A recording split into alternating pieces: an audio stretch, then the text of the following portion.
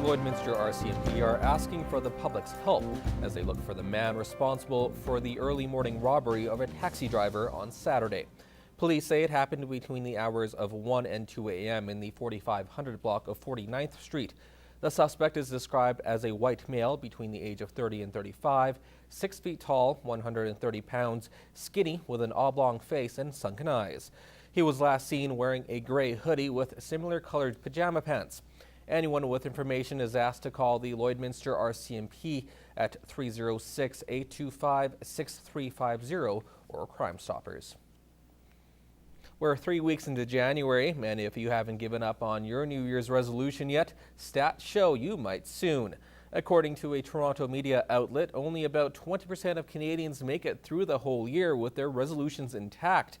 If you're looking for motivation to keep it up, a trained professional in the field of coaching spoke at the Rotary meeting this afternoon, giving tips on New Year's resolutions.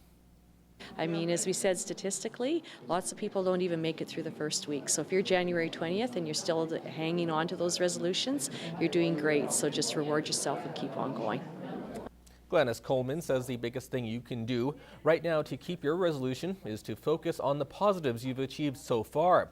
She says, though it's good to make goals, one of the main dangers is to watch out for is being too tough on yourself. Hard on ourselves when we don't keep them. And once again, that comes back to really reflecting on where we want to move and knowing how we have to make those adjustments. 100%. Really? What Yes. was your New Year's resolution? Better health, So what have you been doing? better diet, more exercising, and a clearer mind. So it's been 20 days. Have you found it hard so far, or? No, none whatsoever. I quit smoking. And you're still going with it? Yeah. How's that going? Good. To be healthy. How's that going for you?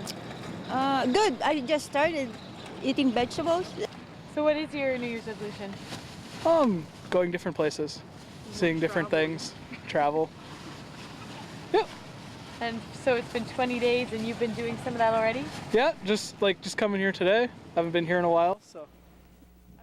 And it seems these border city residents are on the right track to make it through the year. And Coleman says sharing your goals with someone will help you make it to the end.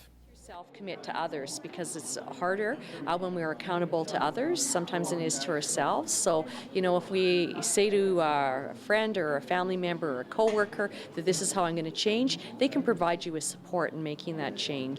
Coleman also says changing bad habits starts with your mentality.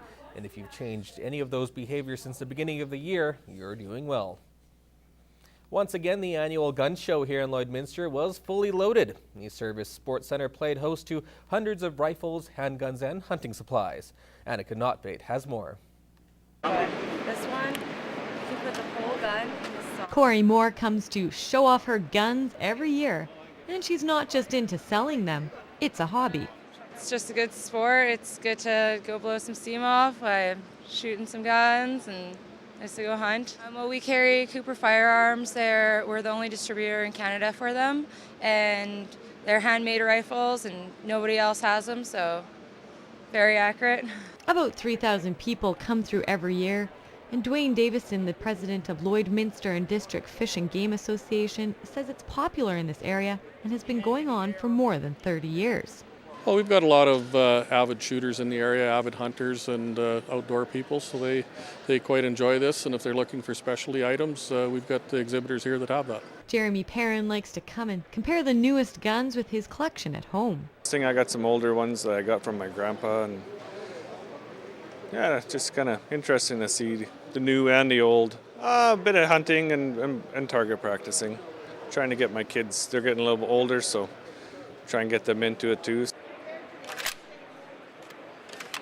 And for those looking for expensive guns on their wish list, Moore says this is definitely the place to come.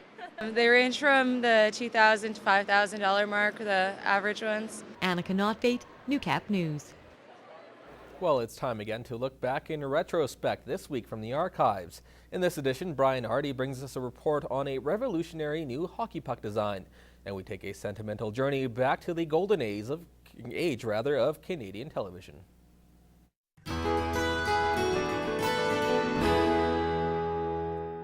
Together, let's relive that magic.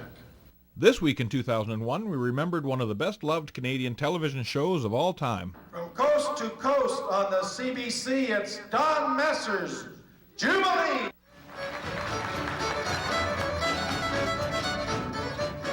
Not only is a Don Messer Jubilee tribute band about a good old-fashioned time, it's also about remembering the past.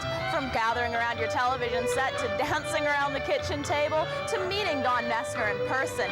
Ask anyone in the crowd and they'll tell you a story. This evokes all the joy that they had, shared back in 1958 to 1969. It's not rare for people to come up backstage crying.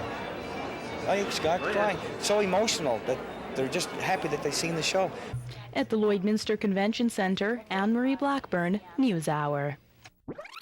It's January 1996 and the hockey puck is being redesigned. This is what you're used to seeing when you watch a hockey game. Players chasing a tiny black puck. Apparently the puck is too tiny for some viewers, so the Fox network is attempting to solve the problem with the computer-enhanced version.